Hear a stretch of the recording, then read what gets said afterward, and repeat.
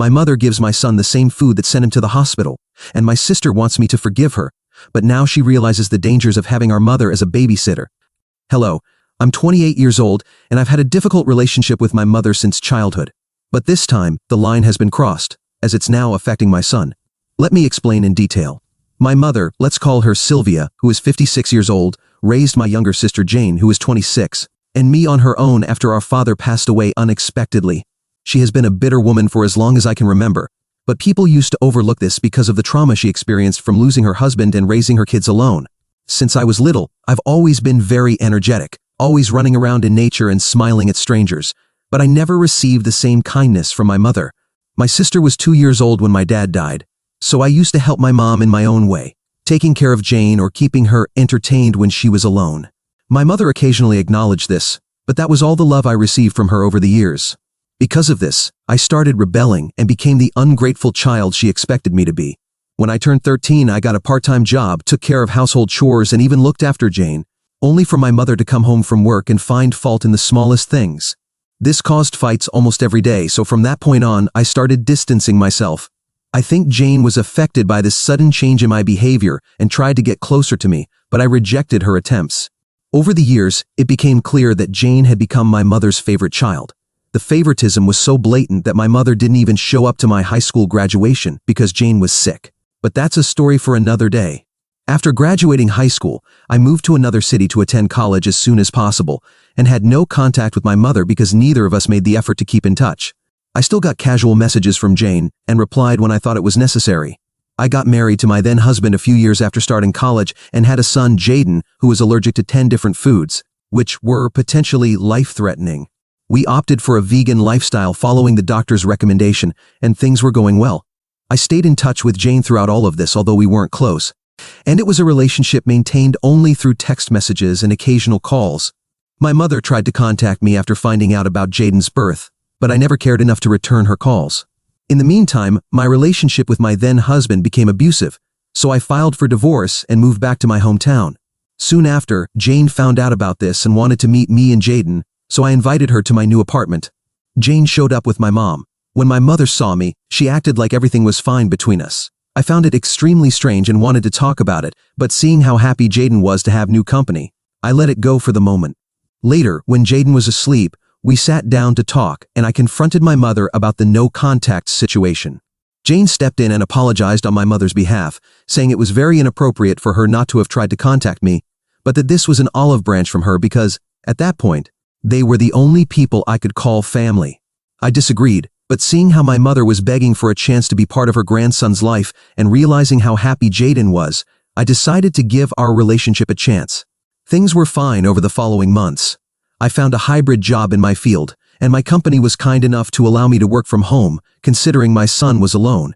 Jane's university was an hour away from our hometown, so she used to visit us occasionally, but things between my mother and me weren't going well. She came to my house almost every weekends when I needed to work, to take care of her grandson. But instead of doing that, she took over the house as if I was living under her roof. I let it go the first few times, thinking that's just how she was.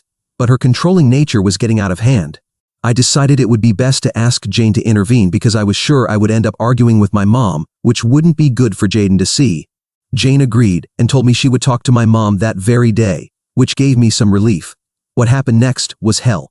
I got a call from my mom the next day, and she vented to me about how I should have spoken to her directly, like an adult, instead of complaining to my sister. I tried to tell her it wasn't the right time to talk, but she kept going, so I put her on speakerphone and went back to work. She must have realized I wasn't responding, and she hung up.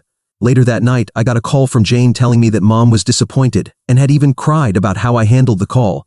I made it clear to Jane that I wasn't going to let myself be manipulated like in our childhood, and that I wanted Mom to stay away from Jaden and me for a while.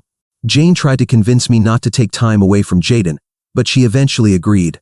Afterward, I received a text from my mom apologizing for treating me badly during the call and saying she would keep her distance from now on.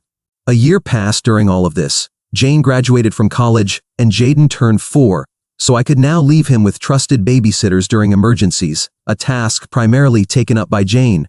I saw my mom occasionally, at family events or during holidays, and things went pretty well.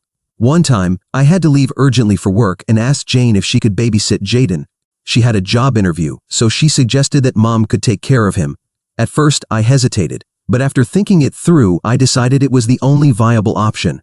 My mom was more than happy to babysit Jaden, so I gave her instructions about his allergies and what to do if anything went wrong. I had to cut the explanation short because my mom said, "You can trust me to take care of your son, after all, I raised you." Still, I gave her a list of Jaden's needs and asked her to call me immediately if anything went wrong. She nodded, and I left. My work was supposed to take 2 or 3 hours at most, which I thought would be easy for my mother, who had just boasted about her child-rearing abilities.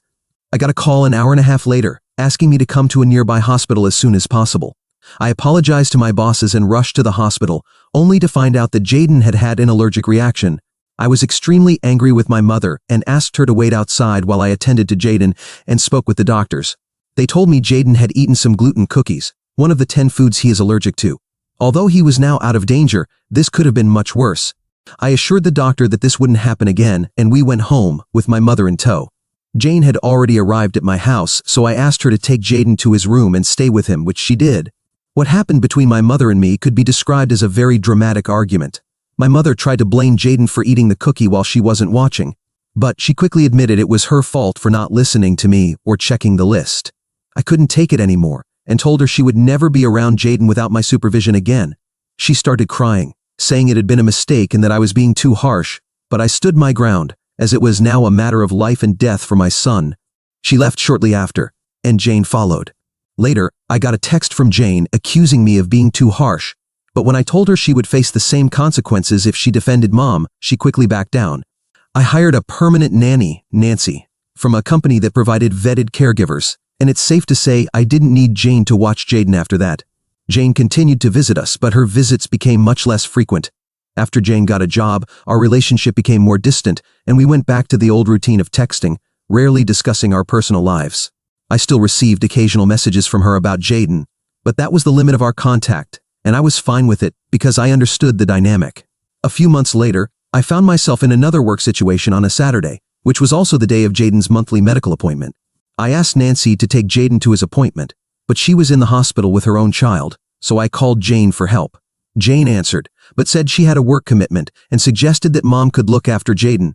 I was about to refuse and remind her of what happened last time, but before I could do so, my mom overheard Jane, not realizing I was on the call, and started ranting about how she wouldn't look after Jaden even if she were paid, because dealing with him and his condition was a burden. Jane tried to stop her, but Mom continued to blame me for not being a good mother and for keeping the burden of caring for Jaden all to myself. I was so fed up that I hung up on Jane and immediately called my mom to tell her what I thought. She answered and started apologizing, saying that she had brunch plans with Jamie and that what I had heard was just her frustration. I told her I wished she would stay away from me and the burden forever. Mom tried to patch things up with me, but I hung up as soon as I realized her apology wasn't sincere, but out of fear of losing her grandson.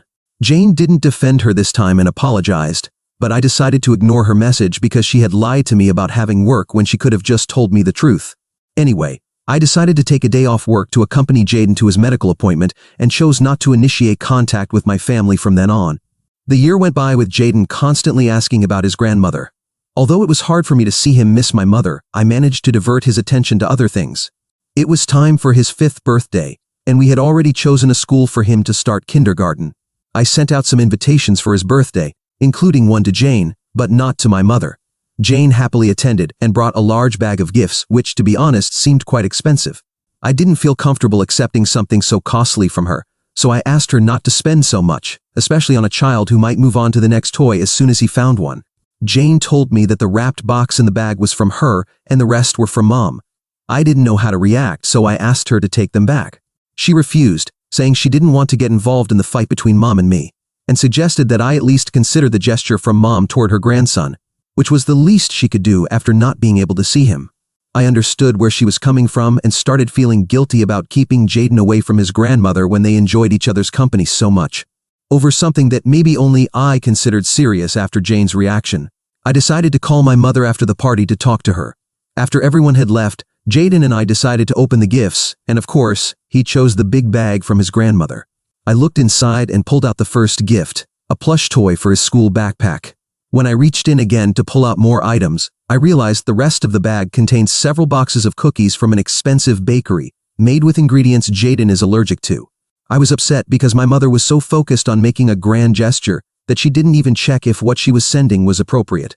I decided not to show Jaden, telling him the plush toy was all that was in the bag, but he threw a tantrum and eventually pulled out the cookies, asking me to open a box and give him one.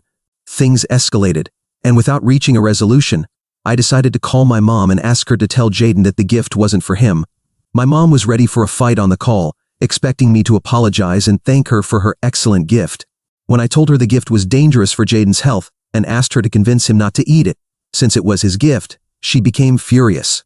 She started giving me examples of how she raised Jane and me and said that if I weren't some weird hippie, because I'm vegan, which she considers an alternative lifestyle, and raised my son like a normal child, then I wouldn't have these problems. I was shocked by her audacity, but I didn't have time to argue. So, I asked her to talk to Jaden, which she finally did after some complaints. She told Jaden the cookies weren't for him and that she'd bring his gift tomorrow, to which he complied. I thanked her for calming the situation and hung up before she could say more. After this, I fell into a depression, dwelling on what my mother had said, blaming myself for Jaden's health when clearly she was the one in the wrong. It triggered a lot of childhood trauma, so I called Jane, hoping she would understand and help me resolve things. But instead, she told me to let it go because that's just how mom is. From that moment on, I decided not to discuss my problems with Jane and keep our contact limited. I wasn't okay with what had happened and wanted to teach mom a lesson. The next day, when she showed up at my door with another gift for Jaden, I asked her to leave, telling her that since she wasn't happy with my lifestyle, to the point where she was willing to endanger her grandson's life, she didn't deserve to be in our lives. She started talking about how she had raised me through hardships, only for me to steal her grandson from her. But I stood firm and told her I didn't want her around anymore. Then, in an attempt to make me feel guilty, she asked about the gifts she sent and how expensive they were. I quickly went inside, brought the bag of gifts to return to her, and wrote her a check for the gift Jaden had already opened. She said there was no need to be petty, but I was determined to cut off all contact with her, with no strings attached, so she left disappointed. I knew it would be hard to break the news to Jaden, so I told him Grandma would be away for a while due to her personal plans, which he accepted. I also received a call from Jane, who was hysterical because Mom had thrown a tantrum after returning from my house and had made herself sick over it.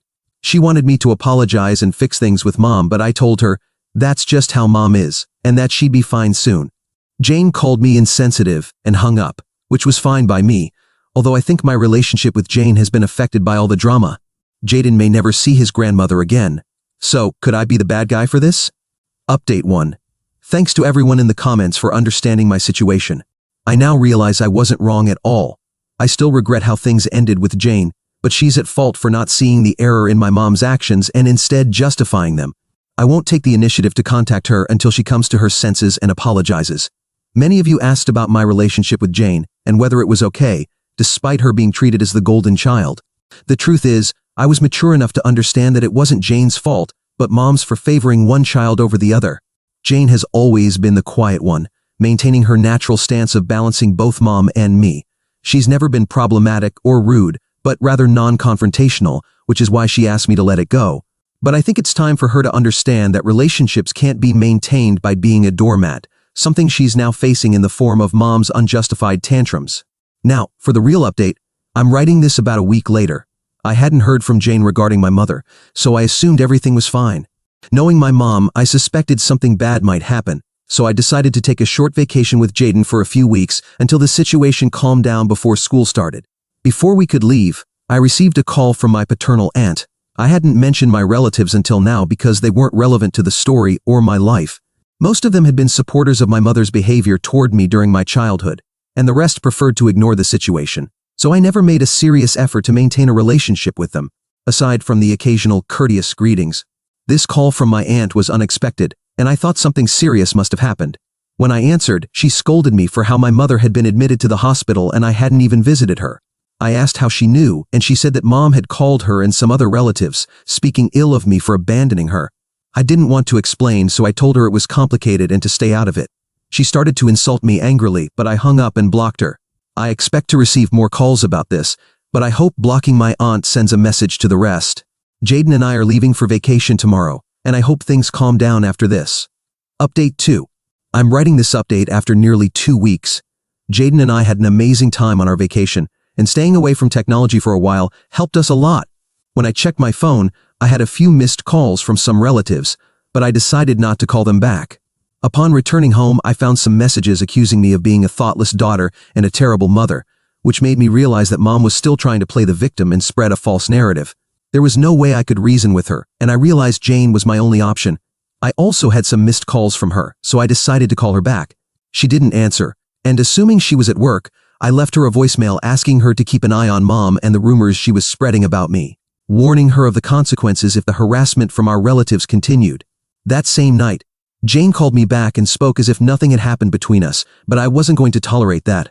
I asked her to be direct, and she said that Mom was practically begging to talk to me. Initially, I refused, but after much persuasion from Jane, I decided to talk to Mom. Mom was euphoric on the call and started talking as if everything was normal. I interrupted her and asked why she wanted to talk to me. She said that ever since I asked her to stay away from Jaden, she had been suffering in silence, which was ironic, considering she had been bad-mouthing me to everyone, so she wasn't exactly suffering quietly. She said she was willing to accept any condition I set if it meant she could be part of Jaden's life. I hadn't realized how much she had grown attached to Jaden over time, and she vaguely mentioned it as a way to reconnect with me too. As much as I wanted to sympathize with her, I couldn't forget how she had tried to endanger my child's life twice and then tried to blame me for it. So, I ultimately told her no to her demands. There wasn't much else to say after that, so I ended the call and moved on with my life. The following days were quiet, with fewer unwanted calls and no further attempts at an apology from Mom. Jane hadn't been in touch since then, so it seemed like everything was going well. Last weekend, I received an invitation to the wedding of a close childhood friend who used to be my neighbor. I generally don't attend these kinds of events because I'm always busy with work and with Jaden, but this time, I went at the insistence of my friend. I hadn't considered that Jane might also be invited, so I was surprised to see her at the reception, accompanied by my mother. Jaden was excited to see his grandmother, but Mom controlled her excitement in my presence. My mom radar was on high alert and I kept Jaden close. I greeted Mom and Jane like a normal person, and when I was about to head to my assigned table, Mom asked if we could talk. I told her I didn't want to cause a scene, and it was better not to talk here, but I had to agree because Jaden started throwing a tantrum to be with his grandmother. Jaden suggested we sit together since there were no assigned seats so that Mom could spend time with him and I could ensure his safety. Jaden took responsibility for Mom, and to prevent his tantrum from worsening, I agreed. The night went well, with Mom acting civilized, Jaden enjoying his time with her, and Jane and I catching up. Jane apologized for blaming me for everything, and we cleared the air. I didn't talk much with Mom since she was busy with Jaden, but it wasn't a problem. At the end of the night, when we were heading to the parking lot, Mom stopped me and asked if the night had gone badly. I told her it was fine, and then she asked if, based on these few hours, she could be a part of our lives again. I told her I let her be with Jaden that night because it was the only practical option. I also reminded her that she had endangered his life before and never took responsibility, so there was no way I would let her near him again, even if it made me the villain in my son's eyes. Mom started crying on the spot, and Jane tried to calm her and guide her back to the car. I realized it was best to leave quickly, so I rushed to my car with Jaden, who was also upset seeing his grandmother in that state. Mom tried to convince Jaden to go with her, but he was too scared and clung to me. Her tears turned into wailing, and I left as people started gathering around her to see what was happening. I called Jane after putting Jaden to bed, and she spoke in harsh tones, asking me to call her later. So, I did. The next day was Sunday, so after feeding Jaden and finishing my chores, I sat him down and explained that he wouldn't be seeing his grandmother anymore, and that he should avoid interacting with anyone outside of school without my permission, especially Jane or his grandmother. I think he understood because of what had happened the night before, and he agreed. I received a call from Jane shortly after, and she told me she couldn't talk last night because Mom had gone hysterical upon hearing my name. I told her it was fine and asked if everything was okay. She mentioned that for now, everything was fine, but she feared Mom's behavior might be a sign of a bigger problem. I agreed and shared my concerns that Mom might bother us again. She understood my perspective and suggested a restraining order if Mom didn't improve. I've also considered moving in case Mom recovers and tries to pull something like this again. Update 3. I'm writing this final update after a month, as fortunately this issue has been resolved. In the last update, Jane mentioned her concern about Mom's behavior, so with good judgment she decided to have her evaluated. Mom was diagnosed with severe bipolar disorder, and the psychiatrist recommended that she be admitted to a private mental health institution for a while due to her age and to provide better care.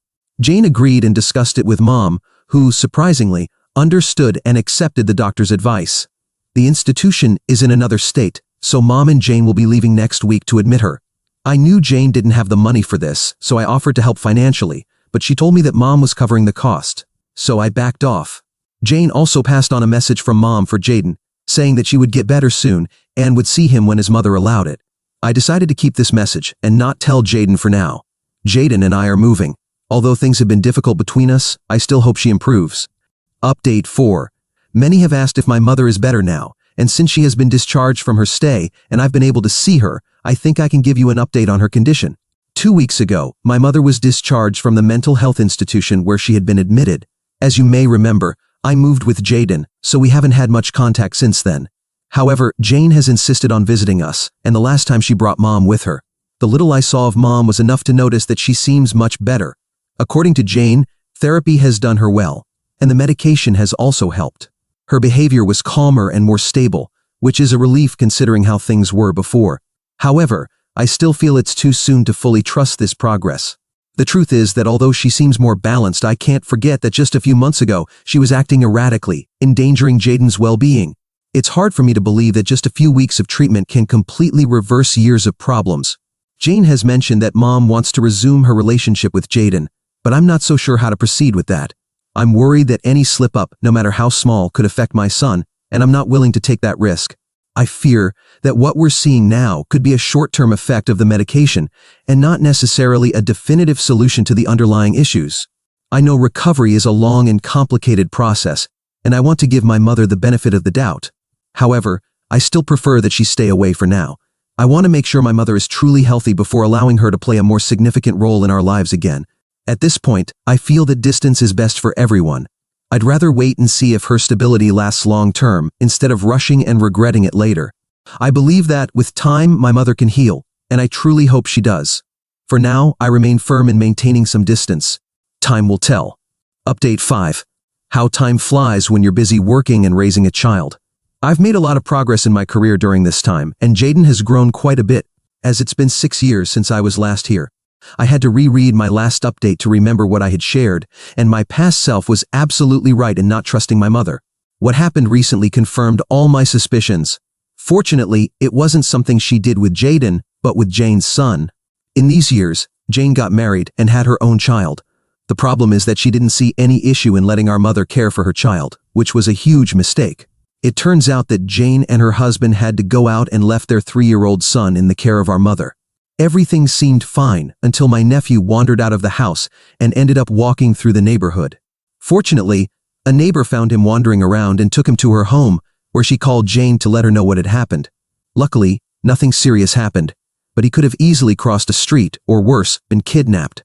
The most concerning part was my mother's response when Jane confronted her.